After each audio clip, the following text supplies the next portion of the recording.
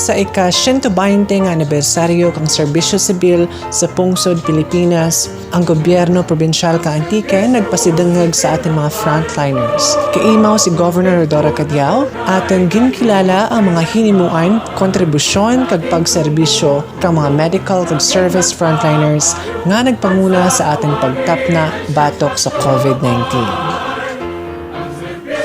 That's what I brag about in my speeches.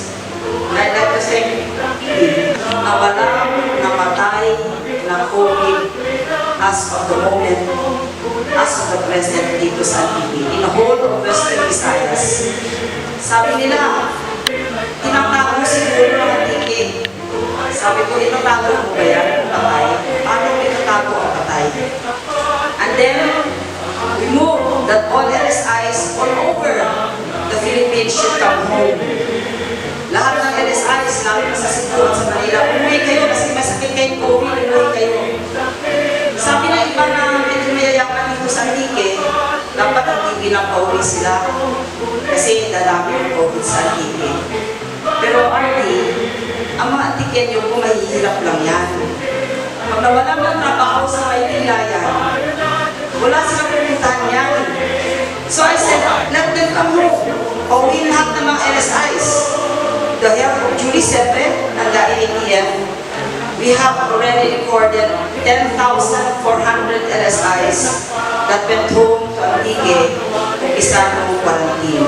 The biggest in Western Visayas. Iloilo recorded 6,000. And that's the biggest on Bacolod, but in Antique received 10,400 LSIs. Sabi nila, tama na. Sabi ko, di ba gusto ng presidente makasakit? Natutuwa naman ako sa ATFRD dahil sila din, we are one in common hashtag. Hanggat kaya ng Antique, pauwiin ang mga Antiqueño. Kasi pag ikaw nagka-crisis sa buhay mo at ikaw nagkasakit sa ibang lugar, siyempre gusto mo umuwi sa bahay mo at sa iyong pamilya. Servisyo sibil ay tanghali, ito ay ating dakilain.